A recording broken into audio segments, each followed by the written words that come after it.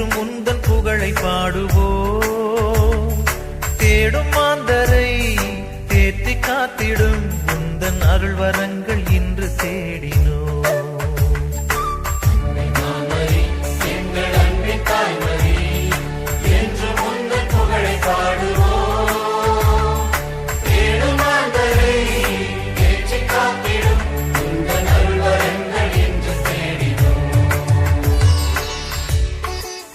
மரியே வாழ்க, மரியே வாழ்க, மரியே வாழ்க.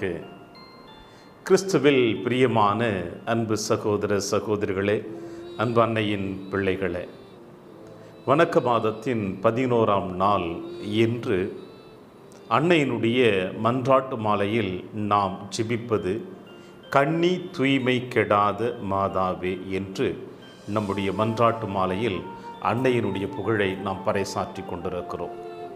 அந்த வரிசையில் இன்றைய நாளிலே கன்னி தூய்மை கெடாத மாதாவே என்று சொல்லுகின்ற பொழுது அன்னை மரியாள் எந்த அளவிற்கு தூய்மை உள்ளவளாக இருந்திருக்கிறாள் என்று நாம் காண முடிகிறது.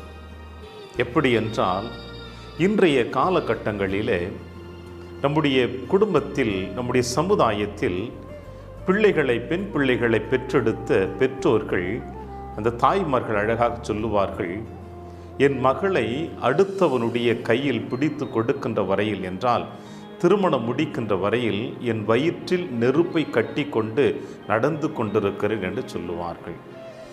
அந்த அளவிற்கு தன்னுடைய பிள்ளைகளுடைய தூய்மையை பாதுகாக்க வேண்டும் என்று விரும்புவார்கள் பெற்றோர்கள்.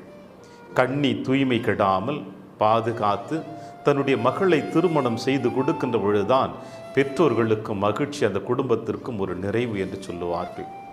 அந்த வரிசையில் பார்க்கின்ற பொழுது அன்னை மரியாள் கன்னி தூய்மை கெடாத மாதாவே என்று நாம் அன்னை மரியாளுடைய புகழை நாம் சாற்றுகின்ற பொழுது எந்த அளவிற்கு அன்னை மரியாள் கன்னி தூய்மை கெடாத மாதாவாக இருக்கிறாள். கபிரியேல் தூதர் அன்னை மரியாளை சந்திக்க வருகின்ற பொழுது இவர்கள் இருவருக்கு இடையே ஏற்படுகின்ற உரையாடல் இறுதியாக அன்னை மரியாள் இவ்வாறு கேட்பார், இது எங்கனமாகும், நானோ கணவனை அறியேன் என்று. நான் கன்னி தூய்மையோடு இருக்கிறேன், தூய்மையுள்ளவளாக இருக்கிறேன், திருமணம் முடிக்காமல் இருக்கிறேன், எனவே இது எப்படி நிகழும், நான் ஒரு குழந்தை பெற்றெடுக்க முடியும் என்று கபிரியேல் தூதர் அன்னை மரியாளை பார்த்து இந்த கேள்வி கேட்டவுடனே கபிரியேல் தூதர் சொன்னது, உன்னதரின் வல்லமை உன் மீது நிழலிடும் என்று. அன்று அன்னை மரியாள் ஆம் என்று ஒப்புக்கொண்டாள். ஏனென்றால் தன்னை படைத்தவர் தன்னை தேர்ந்தெடுத்திருக்கிறார், தன்னை தேர்ந்தெடுத்தவர் தன் வழியாக இந்த மண்ணுலகிற்கு மீட்பை கொடுக்க விரும்புகிறார் என்று அன்னை மரியாள் உணர்ந்தவளாக இந்த விண்ணப்பத்தையும் இந்த அழைப்பையும் ஏற்றுக்கொண்டார். நம்முடைய அன்னையாம் திரு அவையிலே விவிலிய அறிஞர்கள் அழகாக சொல்லுவார்கள் அன்னை மரியாளுடைய கன்னி தூய்மையை பற்றி. அது என்னவென்றால், பூட்டி வைக்கப்பட்டிருக்கின்ற ஒரு பூந்தோட்டத்திற்கு ஒப்பாகும் அன்னை மரியாளுடைய கன்னி தூய்மை. அதோடு சீல் வைக்கப்பட்ட கிணற்றுக்கு ஒப்பாகும் அன்னை மரியாளுடைய கன்னி தூய்மை என்று சொல்லுவார்கள். பூட்டி வைக்கப்பட்டிருக்கின்ற இந்த பூந்தோட்டம் எந்த அளவிற்கு பாதுகாப்பாக இருக்கிறதோ அதுபோல அன்னை மரியாளுடைய கன்னி தூய்மை இறைவனுடைய பாதுகாப்பிலே பாதுகாக்கப்பட்டு வந்து கொண்டிருக்கிறது. அன்னை மரியாளுடைய கன்னி தூய்மை இறைவனுடைய பாதுகாப்பில் பூட்டி வைக்கப்பட்டிருக்கின்ற பூந்தோட்டத்திற்கும் சீல் வைக்கப்பட்டிருக்கின்ற கிணற்றுக்கும் ஈடாக காணப்படுகிறது என்று சொல்லுகிறார்கள்.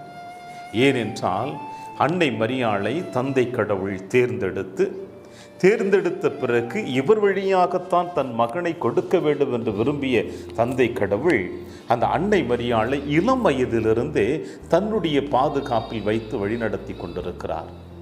எனவேதான் விவிலிய அறிஞர்கள் அழகாக சொல்லுகிறார்கள், அன்னை மரியாள் பூட்டி வைக்கப்பட்ட ஒரு பூந்தோட்டத்திற்கும் சீல் வைக்கப்பட்ட கிணற்றில் இருக்கிற தண்ணீர் எந்த அளவிற்கு தூய்மை உள்ளதாக இருக்கிறதோ அதுபோல அன்னை மரியாள் எப்பொழுதுமே தூய்மை உள்ளவளாக இருக்கிறாள் என்பதை நம்முடைய விவிலிய அறிஞர்கள் அழகாக சொல்லுகிறார்கள்.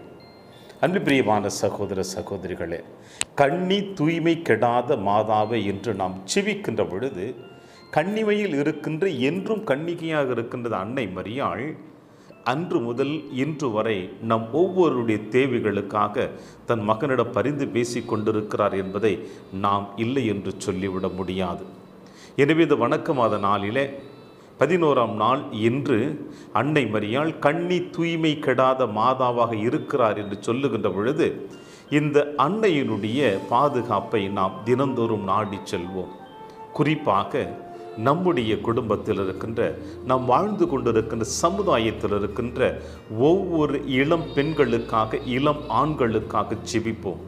எந்த அளவிற்கு அன்னை மரியாளுடைய கன்னி தூய்மையை தந்தை கடவுள் பாதுகாத்து வழிநடத்தினாரோ அதே போல நம் குடும்பங்களில் இருக்கின்ற ஒவ்வொரு இளம் பெண்களுக்காகவும் இளம் ஆண்களுக்காகவும் ஜெபித்து அவர்களுடைய கன்னி தூய்மை இறைவன் பாதுகாத்து அவர்களை வழிநடத்த வேண்டும் என்று இன்றைய நாளிலே அவர்களுக்காக ஜெபிப்போம்.